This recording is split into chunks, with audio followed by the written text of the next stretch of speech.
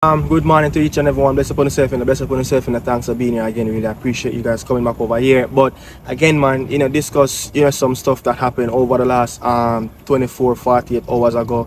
And reggae boy players and stuff like that. Player, who represent the national team in the past, and I'm going to discuss, the boys that did their thing over the last couple of days as well in Europe qualification rounds. Talking about the Trevante Stewart. You're talking about the Kaheem Paris, the Ronaldo Webster, and these players, have all made their mark in the qualification rounds. But again, Isaac Hayden, seems like a move is really getting closer. Negotiations, seems like it will happen in the coming days as well. Let's see if that deal can wrap up next week. By this time, a few clubs have heavy interest in the reggae boy player as well, and that's where I'm going. And Omari Hutchinson, I want to give my utmost respect for Omari Hutchinson, someone that, look, he back his talent and he decided that this is not the moment at this time to represent the national team, and that's where I'm going, and I will get into it right after this.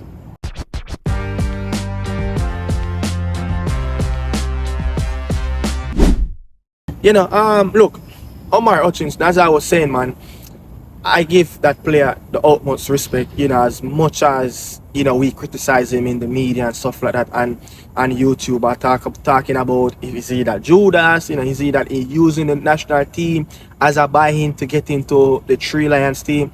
Look, we saw what happened, over the last couple of months playing in that under-21 tournament for the Three Lions. That did a massive job for him. But if you piggyback on what happened, playing for Arsenal, playing for Chelsea, the academy team, you will say, playing in those academy teams wouldn't do him any real good favor, to be honest. But it really started when he went to Portman Road, playing for Ipswich. He did his thing in the championship. He had a hands on it, and how Ipswich, did get promoted, a few seasons back into the Premier League. So you will say, he was a massive player for Ipswich, and they took a risk, on him paying so much money. Chelsea have a sell-on clause. I think it's 25%. That's why Ipswich was holding out. They need something huge that they can make a little bit of profit, and Chelsea can get their money up front as well. So he did his thing. He was a massive part for that championship team and how they got promoted a few seasons back. But what he did, in the Premier League last season, he didn't really do much. Look, Omari work is not on stats as yet.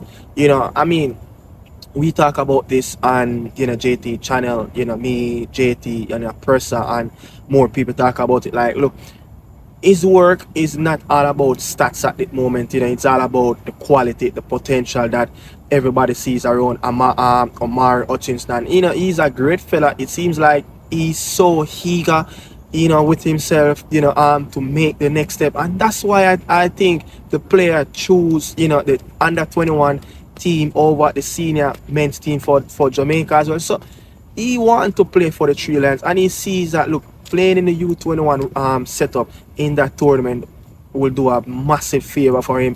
It will open up a little bit of door. It will, shine a little bit of light. Again, playing for the U21, that will put a little bit of value, on the player transfer market as well. So it did him a very good job. And when he came, he was a youngster. He's still trying to find himself. He's still trying to find, who is, Omari Hutchinson. So those questions would have still asked, within the player with himself, like, what am I want to do in life? Which national team do I want to represent? And moving forward, he knows that playing in the championship will not get him a call up into the national team, and many Reggae Boys fans want to see him in the championship because, you still have a little bit of fans out there that grieve around and how the situation went down with Omari Hutchinson and the national team. Look, I want to see the player, playing in the best league in the world.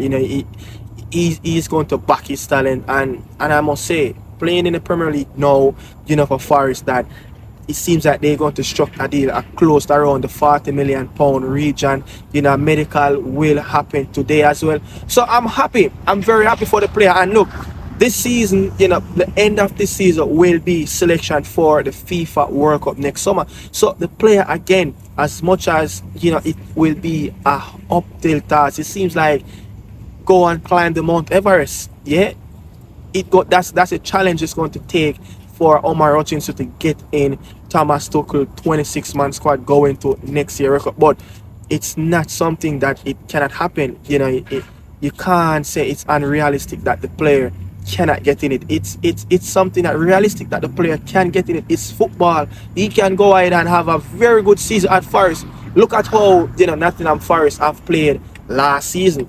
No one expect that. No one expect a team coming from, you know, relegation scrap, survive, and then get into Europe. Not many teams have had that opportunity in the past. Yes, Leicester City, you know, did have that opportunity under Claudia Ranieri from struggling in the league and getting to the Premier League as a champion. That was a Cinderella story. You know, so realistically, it can happen for Omari Hutchinson that he can get into the England setup, you know, by having a very good season. And look, Nottingham Forest will attract the player as well. They're in Europe, they will be playing in the Europa League. So the player, you know, again, that's another stage that he can set alight. And look, you never know what can happen September. I don't think he will really get into the September window unless he just kick off his Premier League season, you know, with goals. But it's going to be tough for him to get into the England senior team for the September window. But again, I would see Omari Hutchinson as a player, you know, is targeting that October, but mainly the November window. Try to set a mark, you know, try to make a claims. And again, big up to Omari Hutchinson, man. You know, if it don't work out for him, look, he's always can piggyback on the national team, the REGGAEBOYZ, to, you know, it's like a secondary, you know, alternative move that if it doesn't work out for England, as many players done in the past, it's nothing new. He always can come back and represent the national team back in the 876. So big up to Omari Hutchinson, a player that is moving to Nottingham Forest, and a lot of us would have got it wrong that look, he will never get that Premier League move. No, we've seen a team that is taking another opportunity, taking another risk, because it's all based on potential. You know, 12 months ago, Omari Hutchinson getting his debut into the Premier League, many of us would have said, look, this player in the summer of 2025 would never sold for £40 million. So big up to Omari Hutchinson. But again, you know, the boys that, you know, continue their qualification games, you know, look, a few of them got knocked out. You know, the only one standing at this moment is Ronaldo Webster with his team from North Macedonia. You know, Trevante Stewart team lost at home, you know, big loss. You know, I wasn't expecting them to last that game at home. You know, they got a red card in the game. Trevante played the entire game. I didn't get to see that game. I don't know, there's something about the game between Maccabi, Ifia, and, you know, Rakow, the Polish team. There's something about that game where I guess someone had that right, and every website that I went on, it wasn't showing it. That even highlights you can get off the football game. So, and again, you know, they lost that game, and you will say, look, the Trevante Stewart team, they expect to win that game at home. They did expect to win that game at home, and going into, you know, the final round of the conference qualification round. And again, Kaim Paris, you know, of not playing in the first leg, no minutes. He got minutes. You know, he came on in the start of the second half. I was watching that game a little bit, and, you know, I was working while watching that game a little bit, but didn't really get to see much of what Kaim Paris did in the second half. But again, you know, his team lost, you know, devastated. You know, they played Levski Sofia, a team from Bulgaria, and it's a top team. You know, I think at the moment that team that they played is a better team than SAGA, you know, Baku, the team in Azerbaijan that Kaim Paris playing for at the moment. But, you know, he's out. You know, it's all about what they're going to do in the league and try to qualify back for this qualification round. It wasn't a good qualification round, you know, for Kaim Paris. You know, I did expect him to get more games, but again, what does happen in the next coming days or a week and a half? Will he stay at that football club in Azerbaijan? It's very keen to see, but he's on a long-term contract. His contract remains right out until 2028. So let's see what's going to happen in Kaim Paris. But the European journey has finished for Kaim Paris this season, and also Trevante Stewart. You know, it will be his first time playing in these competitions, in the Conference League as well.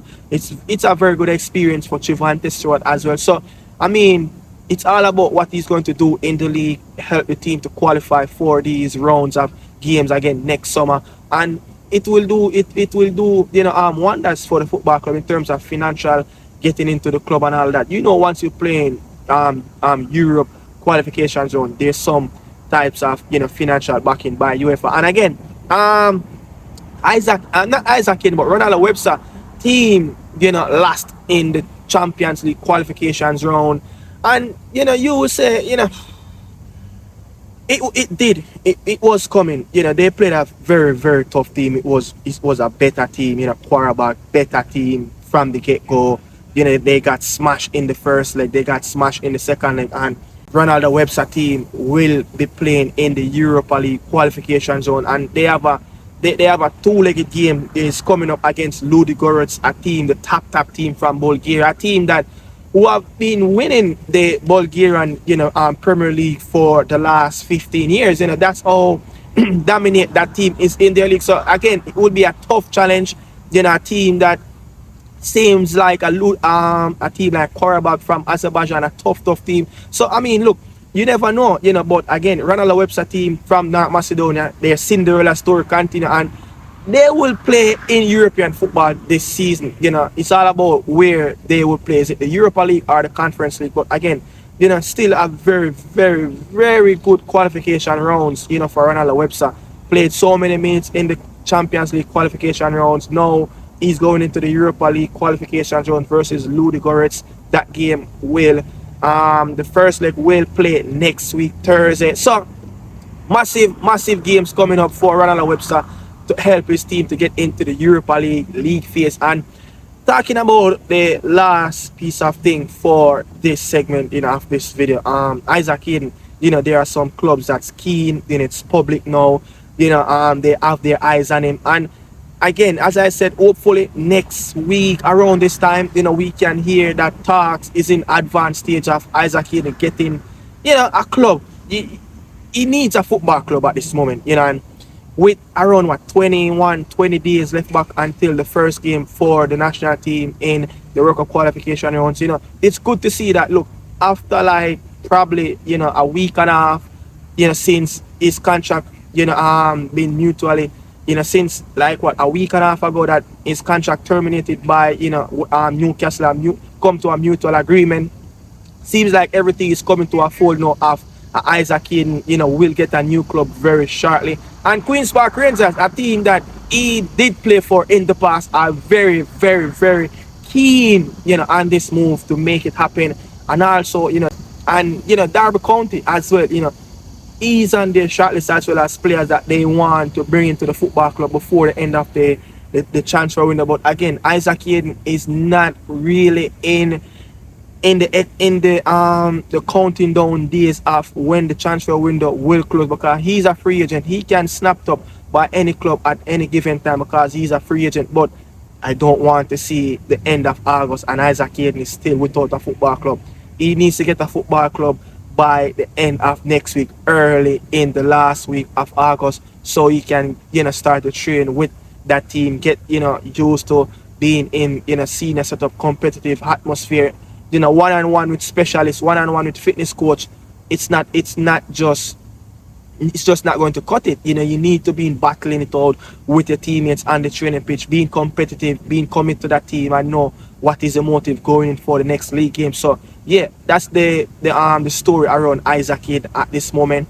Queen's Park Rangers and Derby County is looking at the player, very keen for the player signature, but more so, a Queen's Park Rangers, a team that he did play for in the past, very keen on his signature. And I saw a little bit of news as well that West Brom is going for the Manchester United youngster, Collier, on a loan deal. If they don't manage to get that deal over the line, Isaac Hayden is an option for them as well, that he can do a job. Many clubs in the championship would have looked at Isaac Hayden, the 30-year-old, the reggae boy player, to say, look, he can do a very good job for us in the championship. He's a very good championship player, and he's someone that can help to improve any midfield in the championship. But that's all I have to say. Let's say thanks for watching. This is Nicardo Media House with another episode of the Morning Insider. Salute people. Bless up. Ciao.